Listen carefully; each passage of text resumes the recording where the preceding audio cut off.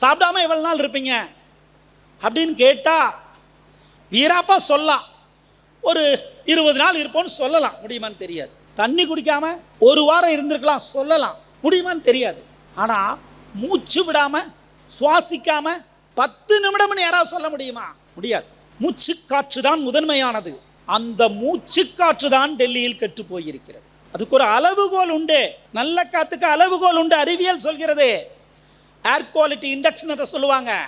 50 இருக்கணும், அதான் நல்ல காத்து.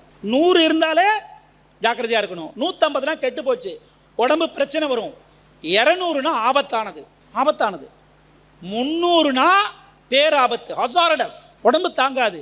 ஆனால் டெல்லியில் சில நேரங்களில் அதை 800ஐ தொட்டு விடுகிறது. மரம் எப்படி நமக்கு ஆக்சிஜனை தருகிறது என்றால் ஒளிச்சேர்க்கை நடைபெறும். ஒளிச்சேர்க்கையில் அது கார்பன் டை ஆக்சைடை வாங்கிக்கிட்டு கார்பனை வச்சுக்கிட்டு ஆக்சிஜனை கொடுக்கும். இதே வேலையை கடல்வாழ் உயிரினங்கள் செய்கின்றன. அங்கே நிறைய உயிரினங்கள் உண்டு. அதில் குறிப்பிட்ட ஒரு உயிரினம், நீங்கள் சாயங்காலம் போயிட்டு கூகுளில் தட்டினீங்கன்னா வீட்டுக்கு போயிட்டு அது சொல்லும், க்ளோஃப்ளோரோ கார்கஸ்னு அது பேர், க்ளோஃப்ளோரோ கார்கஸ். இந்த உயிர் நுண்ணுயிரி, கண்ணுக்கு தெரியாத ஒரு உயிரினம். அந்த உயிரினம் கடல் முழுக்க நிறைந்திருக்கிறது. அந்த கண்ணுக்கு தெரியாத உயிரினமும் ஒளிச்சேர்க்கை நடத்துகிறது.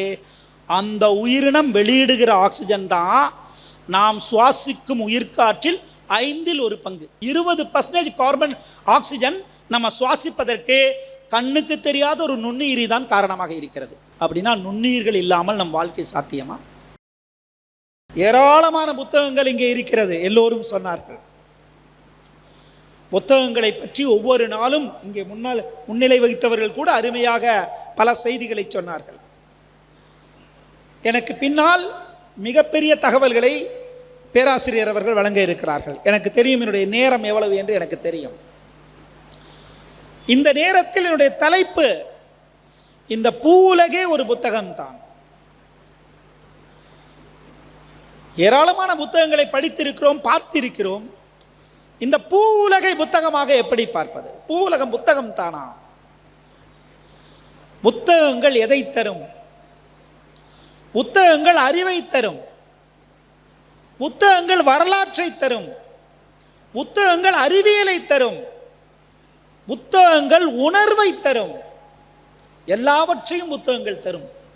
எதை தேடுவதற்கும் தனித்தனியே இங்கு ஏராளமான புத்தகங்கள் உண்டு. ஆனால் ஒரு புத்தகம் வரலாற்றை, அறிவியலை, உணர்வை, காலத்தை எல்லாவற்றையும் புதைத்து வைத்து புரட்ட வியப்பான தகவல்களை கொடுத்து கொண்டிருக்கிறது என்றால் அது இந்த பூவுலகு எனும் புத்தகம்தான். புரட்டுவதற்கு, அதனை புரட்டி பார்ப்பதற்கு நமக்கு மனசு வேண்டும். இந்த பூமியை புத்தகமாக பார்ப்பதற்கு மனசு இருந்தால் அது கற்றுக் கொடுக்க ஏராளமான தகவல்களை உள்ளே வைத்திருக்கிறது. ஆனால் அந்த தகவல்கள் எல்லாம் நம் அறிவுக்கு அறிவை விருத்தி செய்வதற்காக மட்டுமே என்றால் இல்லை. அப்படியும் ஏராளம் இருக்கிறது. அந்த புத்தகத்தை யாராலும் படித்து விட முடியாது. சில பக்கங்களை புரட்டி பார்க்க தான் முடியும். புரட்டி பார்த்தாலே வியப்பை தருகிறது. அவற்றுள் எந்த பக்கத்தை வேண்டுமானால் நீங்கள் புரட்டி பார்த்திருக்கோ, பக்கம் 1, பக்கம் இறுதி பக்கம் என்று எதுவுமே கிடையாது. அந்த நூலின் அந்த புத்தகத்தின் எல்லா பக்கங்களும் ஒவ்வொரு நாள் படித்தாலும் புது புது செய்திகளை தரும். அவற்றில் இந்த மேடையில் ஒரு சூழலியலாளனாக எனக்கு தேவையான சில பக்கங்களை மட்டும் உங்களோடு பகிர்ந்து கொள்கிறேன், அல்லது நான் கற்றுக்கொண்ட பக்கங்களில் சிலவற்றை உங்களோடு பகிர்ந்து கொள்கிறேன். ஆனால் ஒரு இயற்கையாளனாக அந்த செய்திகளை உங்களுக்கு பகிர்ந்து கொள்வதற்கு முன்பாக இந்த மேடை எனக்கு ஒரு தயக்கத்தை ஏற்படுத்தியது. சுற்றுச்சூழல் பற்றி கற்றுக் கொடுப்பதற்கு ஏதுமில்லை என்று எல்லோருக்கும் தெரியும், எனக்கும் தெரியும். 1ஆம் வகுப்பிலேயே சுற்றுச்சூழல் கல்வி ஆரம்பமாகிவிட்டது.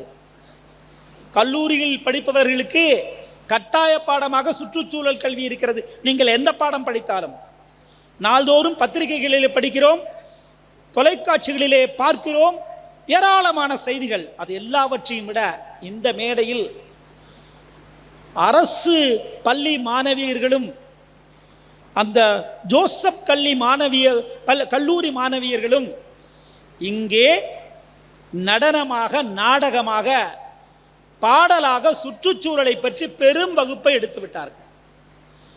அவர்களை கண்டுவிட்ட பிறகு அவற்றை விட அதிகமாக என்னால் பேச முடியும் என்று எனக்கு தோன்றவில்லை.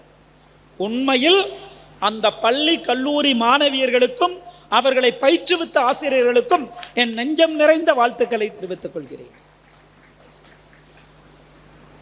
இந்த பூலகு புத்தகத்தில் உள்ளே நுழைவதற்கு முன்பாக இவையெல்லாம் ஏதோ ஒரு செய்தியாக உங்களுக்கு கொடுக்க வேண்டுமா என்ற நோக்கத்தில் நான் சொல்லவில்லை, அல்லது எனக்கு ஒரு சமூக பற்று இருக்கிறது, சமூகத்தின் மீது அக்கறை இருக்கிறது என்பதற்காக எல்லாம் சொல்லவில்லை. அந்த பக்கங்கள் எனக்கு சிலவற்றை சொல்கிறது. சுயநலமாக சிந்தியுங்கள் என்று சொல்கிறது. அது என்ன சுயநலமா எப்படி சிந்திக்கிறது? நாமெல்லாம் பொதுநலம் புத்தகம் உலகத்தை விருந்து பார்க்க கற்றுக் கொடுக்கிறது. இந்த உலகத்தையே ஒரு குடும்பமாக பார்க்க கற்றுக் கொடுக்கிறது. இந்த உலகத்தை நேசிக்க கற்றுக் கொடுக்கிறது. அப்புறம் என்ன சுயநலமா சிந்திக்கிறோம்னா, ஆமாம், சுயநலமாகத்தான் சிந்திக்க எனக்கு இந்த புத்தகம் கற்றுக் கொடுக்கிறது. என்ன சுயநலம்? எல்லோரும் வாழ்வின் அர்த்தம், நான் ஏன் வாழ்றேன், நான் ஏன் ஓடுறேன், நான் ஏன் உழைக்கிறேன் அப்படின்னு கேட்டோம்னா நாம் எல்லோரும் ஒரு பதிலை வைத்திருப்போம். ஏன் ஓடுறேன், ஏன் உழைக்கிறோம்னா என் பிள்ளைகளுக்காக ஓடுறேன், என் பேர பிள்ளைகளுக்காக ஓடுறேன். எல்லோரும் இதுதான் செய்வோம். எல்லோருக்கும் அந்த பதில் இருக்கிறது. அது சரியானா அது சரிதான், அது சரிதான். என் பிள்ளைகளுக்காக, என் பேர பிள்ளைகளுக்காக நான் ஓடுறேங்கிறது தவறு இல்லை. அப்புறம் சமூகத்தை பார்த்துக்கலாம். ஆனால் என் பிள்ளைகளுக்காக, பேர பிள்ளைகளுக்காக நான் ஓடுறேன்னா என் பேர பிள்ளைகளுக்கு நான் என்ன செய்து வைப்பேன்? என்னால் என்ன பண்ண முடியும்? முடிந்தவரையிலும் அவங்களுக்கு படிப்பு கொடுப்போம், முடிந்தவரையிலும் அவங்களுக்கு பணம் சேர்த்து வைப்போம், சொத்து சேர்த்து வைப்போம், முடிந்த வரையில். இதுதான் வாழ்வியல் லட்சியமா என்றால் ஆமாம், இதுதான் வாழ்வியல் லட்சியம், இருக்கட்டும். ஆனால் என் பிள்ளைகளுக்காக நான் சேர்த்து வைக்கிற சொத்தும் அவர்களுக்கு கொடுக்கிற படிப்பும் மட்டுமே அவர்களை வாழ வைத்து விடுமா? இந்த கேள்விக்கு பதில் தேடுகிற போதுதான் இந்த புத்தகம் ஒரு பயத்தை எனக்கு விதைக்கிறது. இதுக்கு எல்லோருக்கும் தெரியும், டெல்லியில் இருந்து செய்திகள் வருகின்றன. கொரோனா காலத்தில் நாமெல்லாம் மூச்சுக்கு முகக்கவசம் அணிஞ்சிட்டு இருந்தோம், வீட்டுக்குள்ளே முடங்கி கிடந்தோம், வெளியில் போகக்கூடாதுன்னு எல்லாம் அனுபவிச்சேன். இன்றைக்கி அப்படியே கனவு மாதிரி இது மறைஞ்சு போச்சு. ஆனால் அதை அடிக்கடி ஞாபகப்படுத்துறது டெல்லி. ஸ்கூலுக்கு லீவ் விடுறாங்க, ஒர்க் ஃப்ரம் ஹோம்ங்கிறாங்க, நீதிமன்றங்கள் தலையிடுது, வாக்கிங் போகாதுன்றாங்க. என்ன காரணம்? எல்லோருக்கும் தெரியும், காற்று கெட்டு போய்விட்டது. அவ்வளோதான். டிவியில் பார்த்துட்டோம், பத்திரிகையில் படிச்சிடும், டெல்லியில் காற்று கெட்டு போயிடுச்சு, போயிட்டே இருக்கிறோம். இது வெறும் செய்தியா? காற்று கெட்டு போய் விட்டோம் என்பது வெறும் செய்தியா? இந்த புத்தகம் தான் எனக்கு சொல்கிறது. எல்லோருக்கும் கனவுகள் உண்டு, எல்லோருக்கும் ஆசைகள் உண்டு. ஐ ஹாவ் எ ட்ரீம் என்று மார்ட்டின் லூதர் கிங்கனுடைய அந்த காலத்திலிருந்து கனவுகளை பற்றி, அப்துல் கலாம் கனவு சொன்னதை பற்றி நாம் மேடையில் பேசிக்கொண்டு இருக்கிறோம். கனவு காண வேண்டும், ஆசைப்பட வேண்டும். கனவும் ஆசையும் தான் நம் வாழ்க்கையை இழுத்துட்டு போகும். முடியுதா முடியலாங்கிற அப்புறம் கனவு காணணும், ஆசைப்படணும், அது வேறு. ஆனால் கனவு கண்ட கனவை நிறைவேற்றுவதற்கும் நினைக்கிற ஆசை அடைவதற்கும் நம்ம வாழணும். வாழ்றதுக்கு என்ன வேணும்? பள்ளிக்கூட குழந்தைகள் சொல்லிவிட்டு போயிருக்கின்றன, வாழ்வதற்கு காற்று வேண்டும், வாழ்வதற்கு தண்ணீர் வேண்டும், வாழ்வதற்கு உணவு வேண்டும். காற்று, தண்ணீர், உணவை கடந்து விட்டு வேறு கனவுகளை அடையணும், அதெல்லாம் மறந்துட்டு வேறு கனவுகளை அடையலான்னா ஒரு கேள்வி இருக்குது. இந்த புத்தக திருவிழாவில் புத்தகத்தை புரட்டினீங்கன்னா இந்த புவிக்கோளம் என்கிற புத்தகத்தை எல்லார் கையிலும் அந்த புத்தகம் இருக்கு. அதை மிக சரியாக வாசித்தவர்கள் இன்னைக்கு இல்லை, மிக சரியாக வரலாற்று முழுக்க தேடினாலும் அதை வாசித்தவர்களாக நம்முடைய முன்னோர்கள் இருந்திருக்கிறார். எல்லார் கையிலும் அந்த புத்தகம் இருக்கு. ஏன் இப்படி நம்ம முன்னோர்கள் மட்டும் எப்படிடா வாசித்தாங்கன்னு கேட்டா, 2000 ஆண்டுகளுக்கு முந்தைய தமிழ் இலக்கியத்தை புரட்டி பார்த்தோம்னா, நான் பல பன்னாட்டு கருத்தரங்குகளில் பங்கேற்றிருக்கிறேன், உலகளாவிய சூழலியலாளர்கள் பலரோடு உரையாடி இருக்கிறேன்.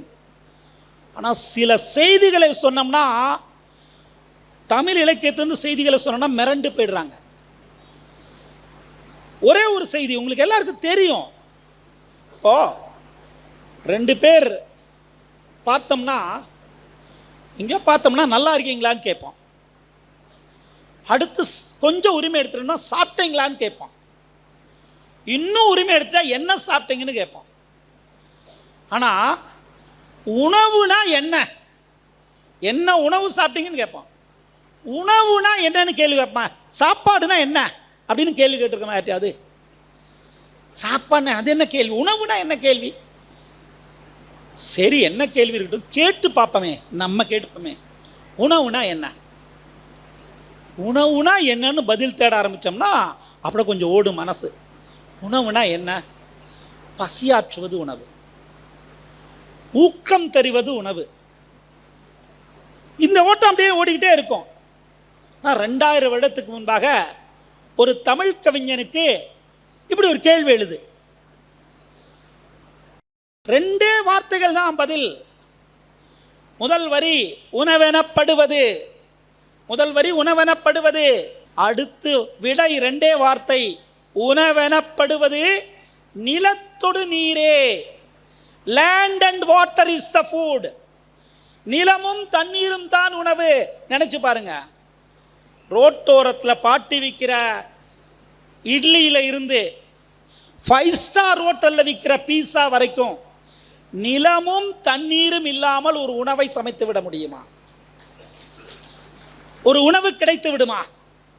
அப்படின்னா நிலத்தையும் தண்ணீரையும் இழந்து விட்டு உணவுதான் முக்கியம் என்று சொன்னோமானால் நாம் எதை நோக்கி போய்கொண்டிருக்கிறோம்? இதைத்தான் அந்த பிள்ளைங்க சொன்னாங்க. தண்ணீரை ஏன் காப்பாற்ற வேண்டும், என் நிலத்தை ஏன் காப்பாற்ற வேண்டும்னா என் வாழ்வை காப்பாற்றிக் கொள்ள. ஆனாலும் கூட சாப்பிடாம எவ்வளவு நாள் இருப்பீங்க அப்படின்னு கேட்டா வீராப்பா சொல்லலாம், ஒரு 20 நாள் இருப்போம்னு சொல்லலாம். முடியுமான்னு தெரியாது. தண்ணி குடிக்காம 1 வாரம் இருந்திருக்கலாம் சொல்லலாம். முடியுமான்னு தெரியாது. ஆனால் மூச்சு விடாம சுவாசிக்காம 10 நிமிடம் யாராவது சொல்ல முடியுமா? முடியாது. மூச்சு காற்று தான் முதன்மையானது. அந்த மூச்சு காற்று தான் டெல்லியில் கெட்டு போயிருக்கிறது. அதுக்கு ஒரு அளவுகோல் உண்டு. நல்ல காத்துக்கு அளவுகோல் உண்டு. அறிவியல் சொல்கிறது. ஏர் குவாலிட்டி இண்டெக்ஸ் அதை சொல்லுவாங்க. 50 இருக்கணும், அதான் நல்ல காத்து. 100 இருந்தாலே ஜாக்கிரதையா இருக்கணும். 150னா கெட்டு போச்சு, உடம்பு பிரச்சனை வரும். 200னா ஆபத்தானது. 300னா பேராபத்து, ஹசாரடஸ், உடம்பு தாங்காது. ஆனால் டெல்லியில் சில நேரங்களில் அது 800ஐ தொட்டு விடுகிறது. நினைச்சு பாருங்க, காற்று எவ்வளவு மோசமாக கெட்டு போயிருக்கும்ட்டு. நம்ம பேப்பரில் படிச்சுட்டு ஓடிடுறோமே, ஸ்கூலுக்கு லீவ் விட்டா, ஒர்க் ஃப்ரம் ஹோம்னு சொன்னா வீட்டுக்குள்ள என்ன நடக்கும், அந்த இரவுகளில் என்ன நடக்கும் என்று நமக்கு தெரியாது. மூச்சு காற்று போதாமல் பரிதவிக்கிற குழந்தைகளை பார்த்து கண்ணீர் விட்டு அழுத அம்மாக்களை பற்றி நமக்கு தெரியாது. உயிர்காற்று போதாமல் வேதனையுறுகிற பெரியவர்களை பார்த்து கலங்கி நின்ற இளையவர்களை பற்றி நமக்கு தெரியாது. இன்றைக்கு டெல்லியில் நடக்கிறது நாளை நம்ம ஊருக்கு வந்துருச்சுன்னா நம் பிள்ளைகளுக்காக சேர்த்து வைக்கிற சொத்தும் படிப்பு மட்டுமே அவர்களை வாழ வைத்து விடுமா? இந்த கேள்விக்கு விடை தேட சொல்கிறது நான் படித்த பூவுலக புத்தகம். விடை தேட வேண்டிய அவசியம் நம்ம எல்லோருக்கும் இருக்கிறது. அதனால தான் சொன்ன சுயநலமாக யோசிப்போம்னு சொன்னேன். என் பிள்ளைகளுக்காக நம்ம செய்யணும் வேலை. இதுதான் எங்கேருந்து ஆரம்பிக்குதுன்னா இந்த பூவுலகு தன் வரலாறை சொல்லுதுன்னு வச்சுக்கோங்க. அதுக்கு வரலாறு உண்டு. இந்த வரலாறு முதல்ல என்ன சொல்லுன்னு கேட்டா, இந்த பிரபஞ்சத்தில் பேரண்டத்தில், பேரண்டம் எவ்வளவு பெருசுன்னு யாருக்கும் தெரியாது, எல்லைகள் அற்றது யூனிவர்ஸ். ஏராளமான கோள்கள் உண்டு, ஏராளமான விண்மீன்கள் உண்டு. நம்ம இருக்கிறது சூரிய மண்டலம். சூரிய மண்டலத்திலேயே 8 கோள்களா 9 கோள்களா? நாம படிக்கிற போது 50 வயசுக்கு மேல உள்ளவங்க படிச்சோம்னா 8 கோள்னு சொன்னோம்னா தப்பான விடை. நமக்கு 9, இப்ப 8. புளூட்டோ கோள் இல்லைன்னு அறிவிச்சிட்டாங்க. புளூட்டோ மாறி போச்சாமா? புளூட்டோ அப்படியே தான் இருக்கு. புளூட்டோ பற்றிய நம்முடைய புரிதல் மாறி போயிருக்கிறது. ஏன்னா அது அவ்வளோ தூரத்தில் இருக்கு. பக்கத்தில் இருக்க செவ்வாய் கிரகத்துக்கு ராக்கெட் தான் போயிருக்கு, மனுஷங்க இன்னும் போகலை. ஏன்னா பக்கத்தில் இருந்தாலும் பக்கத்தில் இல்லை, அவ்வளோ தூரத்தில் இருக்கு. அப்படின்னா புளூட்டோ எவ்வளவு தொலைவு? இந்த 8 கோள்களில் எங்காவது உயிர்கள் இருக்கிறதா? இல்லை. கண்டுபிடிச்சிட்டோம், எல்லா இடத்துக்கும் ராக்கெட் விட்டு கண்டுபிடிச்சோம். இது மாதிரி சூரிய மண்டலங்கள் மாதிரி சேர்ந்த பிளானட்டரி சிஸ்டம் என்று சொல்கிற இந்த அண்டம், கேலக்சி என்கிற அண்டம் நம்ம பால் வீதியில் இருக்கோம். இந்த பால் வீதியில் எங்காவது உயிர்கள் இருக்கிறதா? சான்று கிடைக்கல. கோடிக்கணக்கான பால் வீதிகள் சேர்ந்த பேரண்டத்தில் எங்காவது உயிர்கள் இருக்கிறதா? இந்த பேரண்டத்தோடு ஒப்பிட்டோம்னா நம்முடைய புவிக்கோளம், நம்முடைய பூ உலகு ஒரு துகள் தான், ஒரு நானோ பார்ட்டிகள் தான். ஆனால் இந்த பூமியை தவிர இந்த பிரபஞ்சத்தில் எங்காவது உயிர்கள் இருக்கிறதான்னு தேடுறாங்க. இந்த நொடி வரைக்கும் எங்கும் உயிர்கள் இருப்பதற்கான ஆதாரம் கிடைக்கவில்லை. அப்படின்னா இங்க மட்டும்தான் உயிர்கள் இருக்கிறது. அதனால தான் இந்த பூவுலகிற்கு ஒரு பெயர் உயிர்கோளம் என்று பெயர், பயோஸ்பியர். அறிவியல்ல ஸ்டேட்டோஸ்பியர், டோபோஸ்பியர்லாம் சொல்லிக் கொடுப்பாங்க. ஆனால் இந்த பயோஸ்பியர், உயிர்கோளம் என்கிற தகுதி இந்த புவிக்கோளத்துக்கு மட்டும்தான் உண்டு. இங்கு மட்டும்தான் உயிர்கள் இருக்கிறது. அதான் இந்த வரலாற்றினுடைய முதல் தொடக்கம். உயிர்கள் இருக்கிறதுனா எவ்வளவு உயிர் இருக்குது? உயிர்கள் இருக்குது, எவ்வளவு இருக்குது? நம்ம எப்படின்னா உயிர்கள்னவே நமக்கு அப்படியே நம்ம மனிதர்கள் கண்ணுக்கு வந்துருவாங்க. 800 கோடி பேர் மனித மக்கள் தொகை, 8 பில்லியன். இந்த 800 கோடி பேரை நம்ம கண்ணு முன்னாடி வந்துருவாங்க. வரட்டும், சரிதான். ஆனால் இந்த புத்தகம் வேற சொல்லுது. நீங்கள் 800 கோடி பேர் இருக்கீங்க, ஆனால் கொஞ்சம் நல்லா ஒத்துப்பாரு. நீங்கள் 800 கோடி பேர், சரி, மற்றவங்க எவ்வளோ பேர் எண்ணிப்பார். யாராவது எண்ணி பார்க்க முடியுமா? இந்த பூமியில் எத்தனை வகையான உயிர்கள் இருக்கிறது என்பதை எவராலும் எண்ணி பார்க்க முடியாது. ஒவ்வொரு நாளும் புது புது உயிர்களை கண்டுபிடித்துக் கொண்டிருக்கிறோம். எண்ணி பார்க்க முடியவில்லை. தோராயமாக மதிப்பிடுகிறார்கள். எவ்வளவு உயிர் இந்த பூமியில் இருக்கும்னா, எத்தனை வகையான உயிர்கள் இருக்கும்னு கேட்டா 30 லட்சத்திலிருந்து 3 கோடி வகை, 3 to 30 பில்லியன் ஸ்பீசிஸ்ன்னு சொல்றாங்க. தோராயமா ஒரு 85 லட்சம் வகையான உயிர்கள் இந்த பூமியில் இருக்கும்னு மதிப்பிடுறாங்க. அந்த 85 லட்சம் வகை உயிரினங்கள்ல ஒரு உயிர் தான் மனிதன்.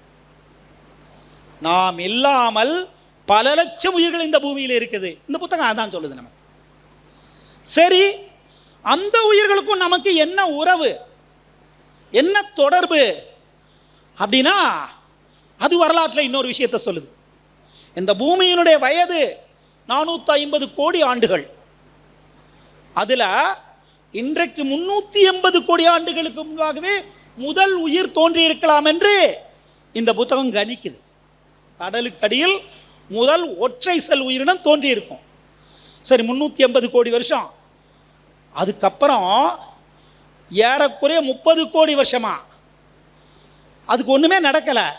அது பரிணமித்து பரிணமித்து பரிணமித்து அது ஒளிச்சேர்க்கை, இந்த சூரியன் கதிரவனிடமிருந்து ஆற்றலை பெற்று மூச்சு விட ஆரம்பிக்குது, ஆக்சிஜனை உற்பத்தி பண்ண ஆரம்பிக்குது. அந்த ஒரு செல் உயிரினம், அந்த உயிரினம் ஆக்சிஜனை வெளியிட வெளியிட தான் இந்த பூமி உயிர்காற்றால் நிரப்பப்படுகிறது. 200 கோடி வருடங்கள் அது நடக்கிறது.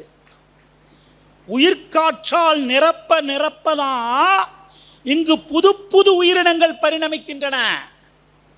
இன்னையிலிருந்து 50 கோடி வருஷத்துக்கு முன்னாடி இங்கு தாவரங்கள் அப்படியே செலுக்க பூக்க ஆரம்பித்தன. 40 கோடி வருடங்களுக்கு முன்பாக இந்த பூமியில் பூச்சிகள் பரிணமித்திருக்கின்றன. 30 கோடி வருடத்துக்கு முன்பாக இந்த பூமியில் ஊர்வன பாம்பு பள்ளிகள் எல்லாம் காணப்பட்டிருக்கின்றன. 15 கோடி ஆண்டுகளுக்கு முன்பாக பறக்கும் உயிரினங்கள் இந்த பூமியில் இருந்திருக்கின்றன. ஆனால் நாமன்னு சொல்றது நமக்கு அறிவியல் ஒரு பேர் வச்சிருக்கு, ஹோமோசேப்பியன்னு பேரு, நவீன மனிதர்கள். அதான் நாம எத்தனை காலமாக இந்த பூமியில் இருக்கிறோம்னா அறிவியல் சொல்கிறது 3 லட்சம் வருடமாக இந்த பூமியில் இருக்கோம்னு சொல்லுது. பறவைகள் 15 கோடி ஆண்டுகளாக இருக்கின்றன, பூச்சிகள் 40 கோடி ஆண்டுகளாக இருக்கின்றன. நம்ம 3 லட்சம் வருஷமாக தான் இந்த பூமியில் இருக்கோம்னா முந்தானால் இந்த புவிக்கோளத்தில் பரிணமித்தவர்கள் நாம். இந்த பூமியினுடைய வரலாற்றை, பூமியினுடைய உயிர்ச்சூழல் பரிணாமத்தை ஒரு நாளாக எடுத்துட்டோம்னா, அந்த பூமி தோன்றியிலிருந்து இன்னைக்கு வரைக்கும் ஒரு நாள் முடிஞ்சிருக்குன்னா, இரவு 12 மணிக்கு விடியக்கா அந்த 12 மணிக்கு இந்த பூமி பரிணமித்ததுன்னா 4 மணிக்கு முதல் உயிர் தோன்றியிருக்கு. அடுத்து காலையில் 7 மணிக்கு தான் அது உயிர்காற்றை வெளியிடுது. சாயங்காலம் 4 மணிக்கு தான் இங்கே உயிர்காற்று நிரம்பி மற்ற உயிர்கள் தோன்ற ஆரம்பிக்குது. அப்படியே வந்து அந்த 12 மணி, நள்ளிரவு 12 மணியில் ஆரம்பி அடுத்த நாள் 11 மணி 59 நிமிஷம் 58வது நொடியில் பரிணமித்தவர்கள் மனிதர்கள். அதான் இங்கே கடைசியாக வந்தோம். அப்படின்னா இந்த பூமி யாருக்கு சொந்தம்? 50 வருஷம் ஒரு இடத்துல குடியிருந்தோம்னா அது எங்க இடம்னு சொல்றோம்ல. அப்படின்னா இது பறவைகளின், விலங்குகளின், தாவரங்களின், பூச்சிகளின் உலகம். நாம தான் வந்திருக்கோம். சரி, அதனால என்ன? இப்ப இந்த உலகின் வல்லமையானவர்கள் யார்? இந்த புவிக்கோளத்தில் பரிணமித்த உயிரினங்களிலே வல்லமையானவர்கள் யாருன்னு கேட்டா மிக மிக வல்லமையானவர்கள் மனிதர்கள் தான். 5000 வருஷத்துக்கு முன்னாடி, 10,000 வருஷத்துக்கு முன்னாடி ஒரு பாம்பு எப்படி இருந்துச்சோ அப்படிதான் இன்னைக்கும் இருக்கும். 5000 வருஷத்துக்கு முன்னாடி ஒரு யானை எப்படி இருந்துச்சோ அப்படிதான் இன்னைக்கும் இருக்கு. ஆனால் 100 ஆண்டுகளுக்கு முன்பாக இந்த இடத்துல இங்க பக்கத்தில் இருக்க கிராமத்தில் 1926 ஒரு 30 வயசுல ஒருத்தர் இறந்து போயிருக்காருன்னு வைங்க. அவருக்கு இப்போ உயிர் கொடுத்து எழுப்பி, பாப்பா எந்திரிப்பா, உனக்கு உயிர் கொடுத்துட்டோம், பாருப்பா உன் ஊரை அப்படின்னு சொன்னால் தலை சுற்றி மறுபடியும் செத்து போயிடுவான். இது அவன் ஊர் இல்லை.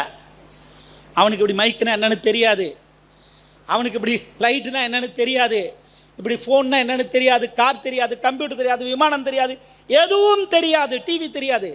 இது வேறு உலகம்.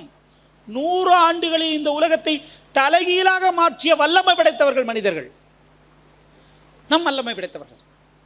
ஆனால் இப்படி வல்லமை படைத்த மனிதர்களிடம் இந்த நூல் சொல்லுது. சில அறிவியலாளர்கள் ஒரு செய்தியை சொல்கிறார். அந்த உயிர்கள் எல்லாம் பேசணும்ல, அந்த உயிர்களை பற்றி நம்மை பற்றியும் ஒரு ஒப்பீட்டு சொல்கிறார்கள். நாம் இல்லாத உலகத்தில் பறவைகள், விலங்குகள் உயிர் வாழும், அவை இல்லாத உலகத்தில் ஒரு நாளும் வாழ முடியாதுன்னு சொல்றாங்க. அது எப்படி? இவ்வளவு வல்லமை படைத்த நாம் இல்லாத உலகத்தில் நாம அவங்க இல்லாத உலகத்தில் வாழ முடியாதா? கேள்வி கேட்க சொல்லுது இந்த நூல்.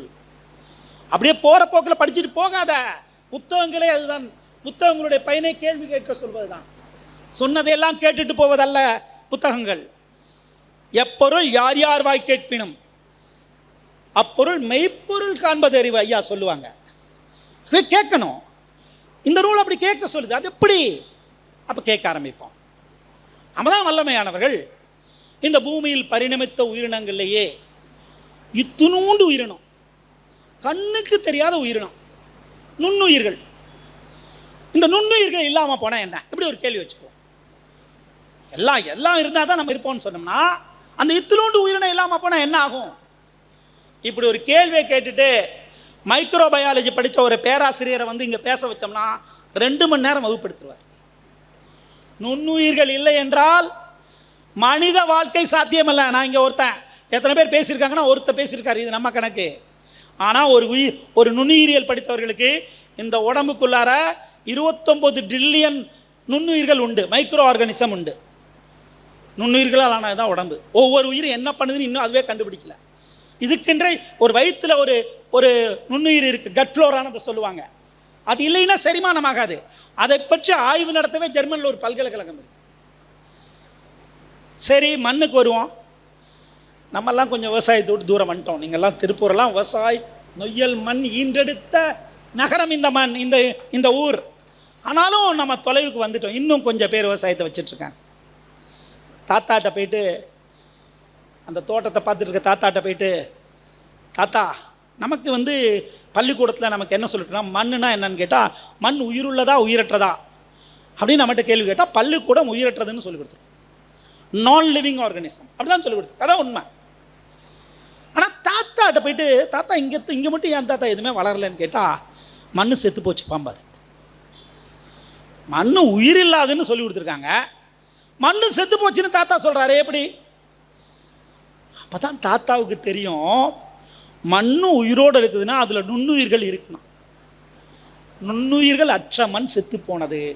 உலகத்தில் எங்கெல்லாம் தாவரங்கள் முளைத்திருக்கிறதோ அங்கெல்லாம் மண் உயிரோடு இருக்கிறது, அங்கெல்லாம் நுண்ணுயிர்கள் இருக்கின்றன. நுண்ணுயிர்கள் இல்லை என்றால் தாவரங்கள் இல்லை. தாவரங்கள் இல்லைன்னா நம்ம எப்படி உயிர் வாழ்றோம்?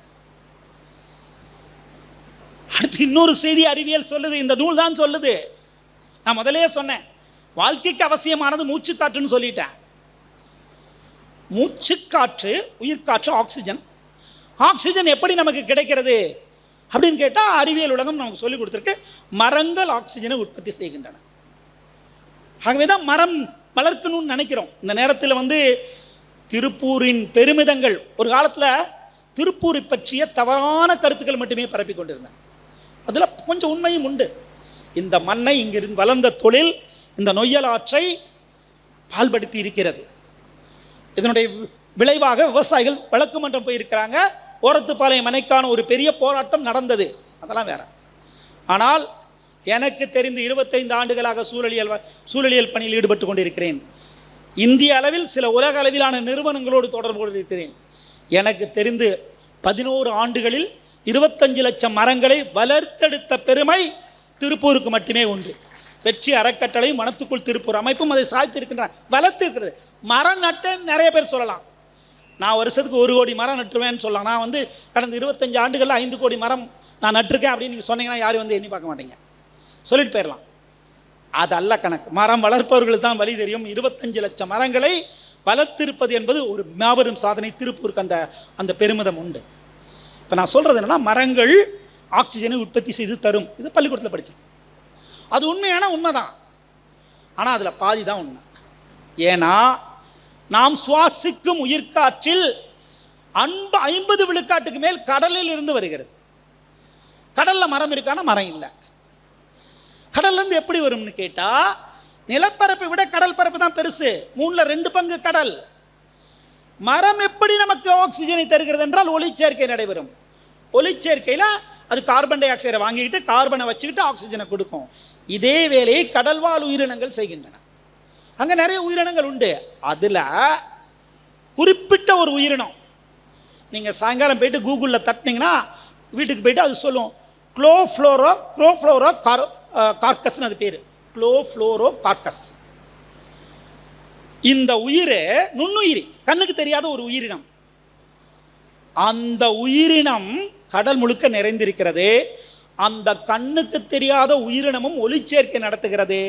அந்த உயிரினம் வெளியிடுகிற ஆக்சிஜன் தான் நாம் சுவாசிக்கும் உயிர்காற்றில் 5ல் 1 பங்கு. 20% கார்பன் ஆக்சிஜன் நம்ம சுவாசிப்பதற்கு கண்ணுக்கு தெரியாத ஒரு நுண்ணுயிரி தான் காரணமாக இருக்கிறது. அப்படின்னா நுண்ணுயிர்கள் இல்லாமல் நம் வாழ்க்கை சாத்தியமா? இது அப்படியே கேள்வியை கேட்டோம்னா ஒவ்வொரு கேள்விக்கும் பதில் இருக்கிறது. பூச்சிகளுக்கு வருவோம். பூச்சினா நம்ம கொஞ்சம் அருவருப்பாக இருப்போம். பூச்சினா அருவருப்போம், அது இயல்பு. ஆனால் ஒரு பூச்சி மட்டும் நமக்கு எல்லாருக்கும் பிடிக்கும். என்ன பூச்சிங்க? வண்ணத்து பூச்சி. வண்ணத்து பூச்சி பிடிக்காதுன்னு யாராவது சொல்லுவீங்களா? ஐ டோன்ட் லைக் பட்டர்ஃப்ளை யாராவது சொல்லுவோமா? சொல்ல மாட்டோம். ஆனால் எத்தனை பேருக்கு கம்பளி பூச்சி பிடிக்கும் பாருங்க. ஒரு கை எழுது எழனும். கம்பளி பூச்சி பிடிக்குமா? அப்படின்னா பிடிக்காது. ஏன் வண்ணத்து பூச்சி பிடிக்குதுன்னா அழகாக இருக்கு, கவிதை எழுதலாம், ஓவியம் வரையலாம், ஃபோட்டோ எடுத்துக்கலாம், அதனால் வண்ணத்து பூச்சி பிடிக்கும். அது சரிதான். ஆனால் அது அழகியல், ஏஸ்தட்டிக். ஆனால் அறிவியல் என்னன்னா, நமக்கு பிடித்த எல்லா வண்ணத்து பூச்சிகளும் ஒரு காலத்தில் கம்பளி பூச்சாக தான் இருந்திருக்கும். கம்பளி பூச்சிகள் இருந்துதான் வண்ணத்து பூச்சிகள் பரிணமிக்கிற என்பதுதான் சூழலியல், அதான் அறிவியல். நமக்கு பிடிக்குது பிடிக்கலைங்கிறதெல்லாம் முக்கியமல்ல. அதனுடைய பங்களிப்பு என்ன? பூச்சிகள் இல்லைன்னா என்ன நடக்கும்? பூச்சிகள் இல்லைனால் பல தாவரங்கள் இல்லாமல் போகும். 2 மணி நேரம் அதை பற்றி பேசலாம். ஒவ்வொரு விதமான தாவரங்களிலும் ஒவ்வொரு விதமான பூச்சிகள் மகரந்த சேர்க்கை நடத்துகின்றன. பாலினேஷன், கிராஸ் பாலினேஷன் அறிவியல் சொல்லுது. அந்த பூச்சிகள் வந்தமர்ந்து போனாதான் அந்த தாவரங்கள் விருத்தி அடையும். அறிவியல் என்ன சொல்லுதுன்னு கேட்டா, இந்த பூமியில் பரிணமித்த எல்லா உயிர்களுக்கும் இங்கு பெரும் பங்களிப்பு உண்டு. அதை பற்றி நமக்கு தெரியாது வேணா சொல்லலாம். ரோட்டில் நடந்து போகிறோம், ஒரு கத்திரிக்காய் செடி இருக்கு, பக்கத்தில் கீழே புல் முளைச்சிருக்கு. கத்திரிக்காய் செடியை பார்த்தோன்னா பிரிஞ்சால் அப்படின்னு ஒரு மனசு ஒரு குதூகலப்பட்டுக்கும். ஏன்னா பிடிக்கும், ருசி, உணவு. ஆனால் கீழே இருக்க புல்லை பற்றி கவலைப்படுமானா கவலைப்பட மாட்டோம். புல்லுனா என்ன? தேவையற்றது. நெல்லுக்கு பாய்ந்தது சிறிது புல்லுக்கும் பாயும். காலா என் கால் அருகே வாரா உன்னை சிறு புல்லனை மதிக்கிறேன், பாரதி அவர் தான் சொல்லுவார். ஸோ புல்லுனா மதிப்பற்றது. இப்போ ஒரு கேள்வி எழுவோம், இந்த பூமியில் புட்களே இல்லாமல் போனால் என்ன ஆகும்? கேள்வி அறிவியல் உலகம் பல பக்க கேள்விகளை வச்சிருக்கோம். நம்ம பொதுவாக கேட்டோம்னா நமக்கு என்ன வரும்? புல் இல்லைன்னா என்னப்பா, ஆடு மாடுகளுக்கு உணவு இல்லாமல் போயிடும். பொதுவான கேள்வி அப்படிதான், பொதுவான பதில் அப்படிதான் வரும். ஆமாம், புல் இல்லைன்னா ஆடு மாடுகளுக்கு உணவு இல்லாமல் போகும். இதை அப்படியே வச்சுக்குவோம். இன்னொரு பக்கம் வருவோம், அரிசி, கோதுமை, ராகி, கம்பு, சோளம், தானியங்கள் இல்லாமல் போனால் என்ன ஆகும்? தானியங்களே பூமி இல்லாமல் போனால் என்ன ஆகும்னு கேட்டால் நமக்கு உணவு இல்லாமல் போகும். புல் இல்லைன்னா ஆடு மாடுகளுக்கு உணவில்லை, தானியங்கள் இல்லைன்னா நமக்கு உணவில்லை. இது பொதுவாக நம்ம அப்படிதான் நம்ம மனசில் வச்சுருப்போம். ஆனால் அறிவியல் என்ன சொல்லுதுன்னு கேட்டால், இன்னைக்கு தானியங்கள்னு சொல்கிறது அத்தனையுமே புல்லு தான். புல்லோடு புல்லாக வளைந்திருந்த ஒரு தாவரம் தான். ஆதி மனிதர்கள் அந்த நாடோடி வாழ்க்கை வாழ்கிற போதே எங்காவது ஒரு புல்ல முளைத்திருந்த ஒரு தானியத்தை எதேச்சியா ஒருத்தர் சாப்பிட்டிருப்பார். சுவைத்திருக்கும். சுவைத்தோன்னா அது எங்கெல்லாம் இருக்கோ தேடி தேடி சாப்பிடுவார். அது கொஞ்சம் காலம் எடுத்திருக்கும். அப்புறம் ஒருத்தர் இதெல்லாம் ஏன்பா தேடணும், அதை அப்படியே பிடுங்கி நம்ம இருக்க இடத்துல நட்டு வைக்கலான்னு சொல்கிறாரு பாருங்க. அப்போ தான் அந்த புல் பயிராக மாறிடுச்சு. ஏன்னா பயன் நமக்கு தெரிந்து விட்டது. பயனுக்காக நம்ம விளைவிக்க ஆரம்பித்தோம். ஒரு புல் பயனாக மாறிவிட்ட பிறகு அது பயனுள்ளது, பயிராக மாறிவிட்ட உள்ளது பிறகு பயனுள்ளது. அப்படின்னா நமக்கு தெரிந்த பயன், அது தெரியாத பயன் ஏராளமாகும். இப்போ நம்ம சொல்கிறேன், மழை இந்த மாதம் பெய்யக்கூடாது, பெய்கிறது. இந்த மழைக்காலம் முடித்தோடனே வீட்டு முன்னாடி புல் முளைச்சிடும். உன்னையெல்லாம் நம்மளே தான் அதெல்லாம் சரி பண்ணுவோம். இப்போ ஆள் வச்சு சரி பண்ணுவோம், பண்ணிட்டு போகிறோம். அப்படி சரி பண்ணிட்டு இருக்கும்போது அங்கே ஒரு தாத்தா வருவார், அதாவது பாட்டி வருவார். இதை ஏன்பா பிடுங்க நீங்கம்பாங்க. ஏன் பாட்டி? புல் பா, இதான்ப்பா கீழா நல்லி, இதான்ப்பா துத்தி, இதான்ப்பா தும்ப, பேர் சொல்லிட்டே போவார் தாத்தாவும் பாட்டியும். அவங்க யார்? எழுத படிக்க தெரியாதவர்கள். நாம் யார்? A+B² அறிந்தவர்கள், படித்தவர்கள். ஆனால் அந்த பாட்டி சொன்ன பெயர்கள் இருக்கு இல்லைங்களா, அந்த பெயர்கள் உலக அளவில் எவ்வளோ பெரிய முக்கியத்துவம் வாய்ந்ததுன்னு கேட்டால், இந்த ஒரு 50-100 வருஷமாக தான் மெடிக்கல் ஷாப்பில் போய்ட்டு மருந்து வாங்குகிறோம். தலைவலினா, காய்ச்சல்லாம் எல்லாத்துக்கும். அதுக்கு முன்னாடி எங்கே வாங்கினோம்? நோயே வரலையா, வந்தது. வந்தால் என்ன பண்ணுவோம்? முதல்ல சமையல் கட்டுக்கு போவோம். அம்மா போவாங்க, பாட்டி போவாங்க. அங்கே இருக்கிற திப்பிலி, அங்கே இருக்கிற மிளகு, அங்கே இருக்கிற தேன், அங்கே இருக்கிற எல்லாம், அதான் மருந்தகம். அதிலே பாதி நோய்களை சரிப்படுத்திடுவாங்க. அதுவும் சரியாகலைன்னா பாட்டி கொஞ்சம் தூரம் நடந்து போவாங்க, 4 தலை எடுத்துகிட்டு வருவாங்க, அதில் ஒரு கசாயம் போட்டு கொடுத்துருவாங்க, சரியாக போயிடும். அதுவும் சரியாகலைன்னா தான் ஊரில் ஒரு வைத்தியர் இருப்பார், அவர்கிட்ட போவாங்க. அவர் வேறு 4 விஷயங்களை கொண்டு சரிப்படுத்திடுவார். இந்த பாட்டியும் அந்த மருத்துவரும் சரி பண்ணதற்கு இல்லைங்களா, இதைத்தான் இப்போ இன்றைக்கி போயிட்டு மெடிக்கல் ஷாப்பில் போயிட்டு தலைவலிக்கு ஒரு மருந்து, காய்ச்சலுக்கு ஒரு மருந்து கொடுக்குறாங்கன்னா, அறிவியல் உலகம் என்ன சொல்லுதுன்னு கேட்டால், இந்த ஆங்கில மருத்துவம் மட்டுமல்ல, யுனானி, சித்தா, ஆயுர்வேதா என்று எந்த மருத்துவ முறையினாலும் அங்கு கொடுக்கப்படுகிற மருந்துகளில் 80 விழுக்காட்டுக்கு மேல் தாவரங்களில் தான் தயாரிக்கப்படுகிறது. எப்படி கண்டுபிடிக்கிறாங்க? ஒரு லென்ஸ் எடுத்துகிட்டு போயிட்டு இந்த செடியில் தலைவலிக்கு மருந்து இருக்குது, இந்த செடியில் காய்ச்சலுக்கு மருந்து இருக்குன்னு கண்டுபிடிச்சாங்களா? இல்லை. எப்படி கண்டுபிடிச்சாங்கன்னா, எழுத படிக்க தெரியாத தாத்தா பாட்டி உலகெங்கும் இருப்பாங்கல்ல, அவங்க காய்ச்சல்னா எந்த செடியை பிடுங்குறாங்க, தலைவலினா எந்த செடியை பிடுங்குறாங்க, அந்த செடியை கொண்டு அந்த லெபார்டரியில் ஆய்வு செய்து அதுலேருந்து எசன்ஸ் எடுத்து கண்டுபிடிக்கப்பட்டது தான் பெரும்பாலான நவீன மருந்து. இப்போ நமக்கு பேர் தெரியலன்றதுக்காக அது பயனில்லைன்னு அர்த்தம் அல்ல. கத்திரிக்காய் செடிக்கு அடியில் இருக்கக்கூடிய அந்த புல்லிலிருந்து நாளைக்கு எய்ட்ஸுக்கான மருந்து கண்டுபிடிக்கப்படலாம், கோவிடுக்கான மருந்து கண்டுபிடிக்கப்படலாம், அப்புறம் அது ஹெர்பல் பிளான்ட்டாக மாறிடும். இப்படி தான் அறிவியல் உலகம் சொல்லுது. அதில் தான் சில உயிர்களை மட்டும், இந்த உலகத்தில் பரிணமித்த எல்லா உயிர்களும் தேவையின் பொருட்டே உருவாகி இருக்கின்றன, அதில் சில உயிர்களை மட்டும் என்ன சொல்கிறாங்கன்னு கேட்டால் ஆதார உயிர்கள்னு சொல்கிறாங்க, கீஸ்டோன் ஸ்பீசிஸ். அந்த உயிர்கள் தான் மட்டும் பயனளிப்பதில்லை, பல உயிர்களுக்கும் பயன் தருகிறது. அப்படி ஒரு உயிர் தான் ஆலமரம், அரச மரம், அத்தி மரம். இதெல்லாம் நீங்கள் ஊருக்கு நடுவில் ஒரு அரச ஆலமரம் இருந்துச்சுன்னா மாலை பொழுதில் பார்த்தீங்கன்னா நூற்றுக்கணக்கான பறவைகள் வந்து தங்கும். நூற்றுக்கணக்கான காடுகளில் இருந்துச்சுன்னு வைங்க, யானைகள் ஆலமரத்தை தேடி வரும் ஆலம்பழம் சாப்பிட. பல உயிர்களுக்கு வாழ்க்கை தருகிற அந்த ஆலமரத்துக்கு உயிர் கொடுக்கறது யார் தெரியுங்களா? ஒரு சின்ன குளவி. அந்த குளவிக்கு பேர் ஆலங்குளவின்னு பேர், ஃபிக் வாஸ்ப் அப்படின்னு சொல்லுவாங்க. அந்த குளவி ஆலமரத்துக்கு ஏன் வருதுன்னா, ஆலம் பூக்கள் சின்னது, மரம் பெருசு, பூக்கள் சின்னது. அந்த பூக்களில் தேன் எடுக்க தான் அது வருது. வந்து தேன் எடுத்துட்டு போயிடும். அந்த பூச்சிகள் வந்து பூக்களில், ஆலம் பூக்களில் தேன் எடுத்தால்தான் அங்கு மகரந்த சேர்க்கை நடக்கும். மகரந்த சேர்க்கை நடந்தால் தான் அந்த பூ காயாக மாறும், காய் கனியாக மாறும், இன்னொரு விதை முளைக்கும், அந்த விதையிலிருந்து இன்னொரு ஆலமரம் முளைவிக்கும். இவ்வளோ பெரிய ஆலமரத்திற்கு ஒரு சின்னூண்டு குளவி உதவுது இல்லைங்களா? இதுதான் இயற்கை. இங்கே சின்னவங்க பெரியவங்கெல்லாம் கிடையாது, எல்லாவற்றுக்கும் பங்களிப்பு உண்டு. இந்த பூவுலகு புத்தகம் சொல்கிற இன்னொரு செய்தி என்னன்னா, இந்த உயிர் சூழல்லாம் ஒரு பிரமிடு மாதிரி அடுக்கப்பட்டிருக்கு. கீழே பல உயிர்கள், அதுக்கு மேலே கொஞ்சம் உயிர்கள், அதுக்கு மேலே கொஞ்சம் உயிர்கள், மேலே தனியாக மனுஷன் நிற்கிறான். மேலே தான் நம்ம நிற்கிறோம், நம்ம மேலே தான், நம்ம மேலானவர்கள் தான். ஆனால் அந்த நூல் என்ன சொல்லுதுன்னா, கீழே இருக்கிறது சரிஞ்சிச்சுன்னா நீ தலைகீழாக விழுந்துருவேன்னு சொல்லு. இந்த பூமி மனிதர்களுடைய பூமியாக நமக்கு சொல்லி கொடுத்துருக்காங்க, தப்பு. இது உயிர்களின் பூமி. எல்லா உயிர்களும் நல்லா இருந்தால் தான் நம்ம வாழ முடியும். இந்த செய்தி தான் இந்த பூவுலகு என்கிற நூல் நமக்கு கற்றுக் கொடுக்கிறது. இதை புரிந்தவர்களாக நம்முடைய முன்னோர்கள் இருந்தார்னு சொன்ன இல்லைங்களா? 3 செய்தியை சொல்லிட்டு நம்ம விடைபெறலாம்.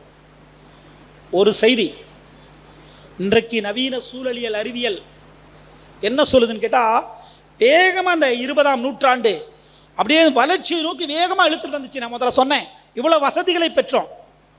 இவ்வளவு வசதிகளை பெற்றும் திரும்பி பார்த்தோம்னா ஒரு சோகம் இருக்குது. எல்லாம் வேகமாக, நம்ம ஊருக்கு முதல்ல பஸ் வந்தோன்னா ஐயா பஸ் வந்துருச்சு, கரண்ட் வந்தோன்னா கரண்ட் வந்துச்சு, கார் பார்த்தோன்னா காரு, ஏரோப்ளைனு, ராக்கெட் எல்லாத்தையும் பார்த்து வியந்து திரும்பி பார்த்தோம்னா எங்கடா எங்கள் ஊரில் இருந்த ஆற்றை காணோம் தேடுறோம், எங்கடா எங்கிட்ட இருந்த குளத்தை காணோம் தேடுறோம், எங்கடா மரத்தை காணோம், எங்கடா குருவியை காணோன்னு தேடுறோம். நல்ல காலம் தேடவாத ஆரம்பிச்சிருக்கோம், அதான் நல்ல செய்தி. ஆனால் இதை ஏறக்குறைய 100 ஆண்டுகள் இந்த வளர்ச்சி, இந்த டெவலப்மெண்ட்டை தீர்மானித்த போதே சில அறிவியலாளர்கள் எச்சரித்தார்கள், இந்த வளர்ச்சி இயற்கையை சீரழிக்கிற வகைச்சி ஆபத்தானது, அதை யோசிக்கணும் அப்படின்னு சொன்னோன்னு தான் உலகம் புரிந்து கொள்கிறது. 1972ஆம் வருஷம் ஒரு உலகின் முதல் சுற்றுச்சூழல் மாநாடு நடைபெறுகிறது. ஜூன் மாதம் 5ஆம் தேதி நடக்குது, ஸ்வீடன் நாட்டில் நடக்குது. அந்த மாநாட்டில் தான், அந்த மாநாடு தொடங்கப்பட்ட நாள் தான் பின்னால் சுற்றுச்சூழல் நாளாக இருக்குது. அதை பற்றி நான் விரிவாக பேசணும். ஆனால் அதில் ஒரு செய்தி நம்ம சொல்லணும். அந்த மாநாட்டுக்கு உலக தலைவர்களை அழைத்தார்கள். ஐக்கிய நாடுகள் சபை ஏற்பாடு பண்ணுது. வெளிநாட்டு தலைவர்கள் யாருமே போல. அதில் கலந்து கொண்ட ஒரே இந்திய பிரதமர், அன்றைய பிரதமர் இந்திரா காந்தி அம்மையார் மட்டும்தான். அவங்க மட்டும்தான் பங்கேற்றார். அவங்க பேச்சு உலக அளவில் இன்றைக்கும் புகழ்பெற்றது. இது நடந்து 20 ஆண்டுகள் கழித்து 92ஆம் வருஷம் பிரேசில் நாட்டில் இப்படி ஒரு உலக மாநாட்டை ஐக்கிய நாடுகள் சபை கூட்டுது. சுற்றுச்சூழல் மாநாடு. அந்த மாநாட்டிற்கு 196 நாடுகளை சேர்ந்தவர்கள் பங்கேற்றார். 20 வருஷத்தில் உலகம் கற்றுக்கொண்டது. அப்போதான் ரியோ டி ஜெனீவா மாநாடு. அப்போதான் இந்த டெவலப்மெண்ட்ங்கிற வார்த்தையை பூர்த்தி செய்ய சஸ்டைனபிள் டெவலப்மெண்ட் என்கிற வார்த்தையை உலகம் பூரா உச்சரிக்க ஆரம்பித்தது. வேகமாக நிலைத்த வளர்ச்சி, இயற்கையை சீரழிக்காத வளர்ச்சி. இன்றைக்கு நவீன உலகம் அதை பற்றி நிறைய பேசுது. நான் 2000 வருஷத்துக்கு முன்னாடி ஒரு குரல் ஐயா சொல்லணும். அரண் என்கிற அதிகாரத்தில் வருது அந்த குரல். அரண்னா பாதுகாப்பு, நாட்டுக்கு பாதுகாப்பு. நாட்டுக்கு பாதுகாப்புனா அன்னைக்கும் இன்னைக்கு என்ன வேணும்னா படைக்கலன்கள் வேணும். படைக்கலன் மாறி இருக்கும். அன்னைக்கு ஈட்டினா இன்னைக்கு மிசைல் மாறி இருக்கும். ஆனால் படைக்கலன்கள் வேணும், வீரர்கள் வேணும், ஒற்றர்கள் வேண்டும், படை தளபதி வேணும், இதெல்லாம் இருக்கும். இதுதான் சொல்லணும். அரண் பாதுகாப்புனா அதுதான், இன்னைக்கே அதுதான். ஆனால் 2000 வருஷத்துக்கு முன்னாடி அந்த குரல் கொஞ்சம் மாறுபட்டு யோசிக்கிறது. மணி நீரும் மண்ணும் மலையும் அணிநிலக்காடும் உடையது அரண். மணி நீர் வெறும் தண்ணி இல்ல, அழுக்கடையாத தூய நீர், கிறிஸ்டல் கிளியர் வாட்டர்.